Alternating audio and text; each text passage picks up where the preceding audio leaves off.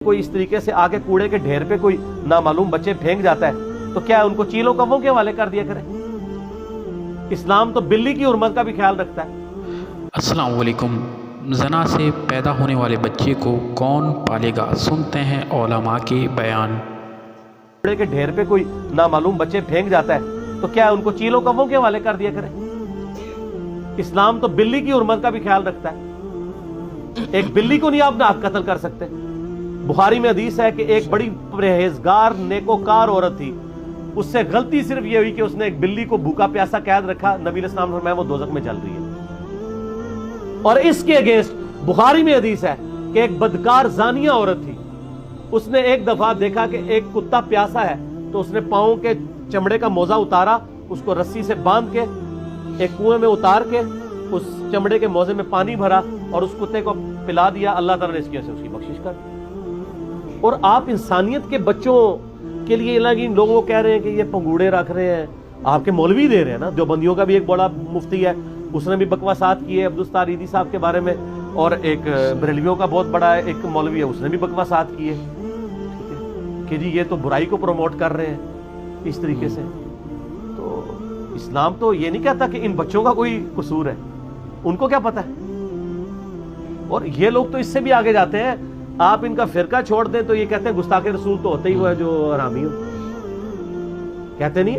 قرآن سے آیت پڑھتے ہیں بعد ذالک زنیم، ہم کہتے ہیں کہ کیسی بات ہے کہ ایک گستاخ رسول تھا وہ حرامی تھا، جیسے ہی آپ کے مسلک میں حلالی ہو گیا، وہ ڈی این اے کیسے چینج ہو گیا اس کا؟ وہ اگر حرامی تھا اس کو قیامت تک حرامی رہنا چاہیے تھا، وہ کہتے ہیں حلالی۔ اور اگر ان کا اپنا حلالی کو چھوڑ کے ادھر چلا جائے پھر وہ حرامی بن جاتا ہے، وہ حلالی تھا تو حرامی کیسے ہو گیا؟ اور اس سے بڑی پھقین کے لیے یہ ہے، یہ تو ولید ابن مغیرہ کے بارے میں تھی، آپ کافر والی آیات مسلمانوں پہ لگاتے ہیں، یہ تو کہتے ہیں کافر والی آیات مسلمانوں پہ نہیں لگ سکتی۔ تو ولید ابن مغیرہ جو خالد ابن ولید کا والد تھا وہ کافر تھا، اس کے بارے میں آیات نازل ہوئی تھی، آپ مسلمانوں کے اوپر لگاتے ہیں۔ ایک شخص نے کسی عورت سے بدکاری کی اور حمل ٹھہرنے کے بعد 7 ماہ بعد اسی سے نکاح کر لیا، نہیں وہ بچہ حلال نہیں ہوگا، جب پیدا ہوگا تو ظاہر ہے تو وہ تو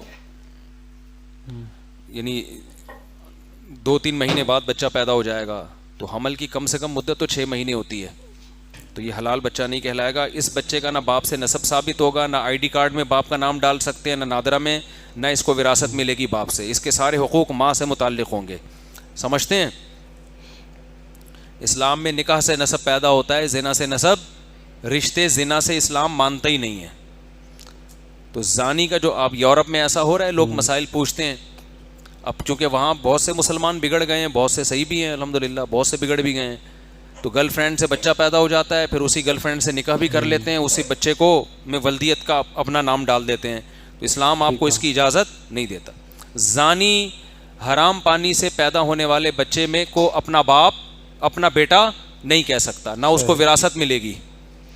تو یہ بہت اہم مسئلہ ہے، آج کل یہ گوروں کو دیکھ دیکھ کے ہمارے یہاں بھی عام ہوتا جا رہا ہے۔ زنا سے جو اولاد پیدا ہو اس کو شوہر لے گا یا زانی، یعنی کس کی طرف اس اولاد کو منسوب کیا جائے گا؟ مشکات کے اندر ایک حدیث موجود ہے، عتبہ ابن ابی وقاص جو تھے، انہوں نے اپنے بھائی سعد ابن ابی وقاص کو نصیحت کی کہ زمعہ کی جو باندی ہے، اس کی جو لونڈی ہے، اس کا جو لڑکا ہے اور اس کی جو اولاد ہے وہ میرا لڑکا ہے، لہٰذا آپ اس کو لے لینا۔ تو فتح مکہ والے سال سعد ابن ابی وقاص رضی اللہ تعالیٰ عنہ نے اس لڑکے کو اپنے پاس لے لیا۔ تو زمعہ کا جو بیٹا تھا عبد ابن زمعہ، وہ رسول اللہ صلی اللہ علیہ وسلم کے پاس آیا، سعد ابن ابی وقاص بھی آئے۔ سعد ابن ابی وقاص نے کہا کہ یہ میرے بھائی کا بیٹا یعنی میرا بھتیجا ہے، اور عبد ابن زمعہ نے کہا کہ یہ تو میرے والد صاحب کی لونڈی کا بیٹا ہے، یعنی میرا کیا ہے، بھائی ہے۔ تو اللہ، اور اس نے یہ بھی کہا کہ یہ میرے گھر کے اندر میرے والد کے بستر پر پیدا ہوا ہے۔ تو اللہ کے رسول نے فرمایا الولد للفراش، اولاد جس کے بستر پہ پیدا ہو جائے، لڑکا جس کے بستر پہ پیدا ہوا ہے، جس کے گھر میں پیدا ہوا ہے، لڑکا اسی کا ہوگا۔ اور جو زنا کرنے والا ہے اس کے لیے اللہ کے رسول نے فرمایا الحجر، اس کے لیے پتھر ہے، پر اس کے دو مطلب ہو سکتے ہیں. ایک مطلب تو یہ ہے کہ وہ اولاد سے محروم ہوگا, اولاد اس کو نہیں ملے گی. دوسرا مطلب یہ ہے کہ اس کو سنگسار کیا جائے گا. تو اس حدیث سے معلوم ہوتا ہے کہ زنا کی جو اولاد ہوتی ہے وہ اولاد اسی شخص کی طرف منسوب ہوگی جس کے گھر میں وہ اولاد پیدا ہوئی ہے.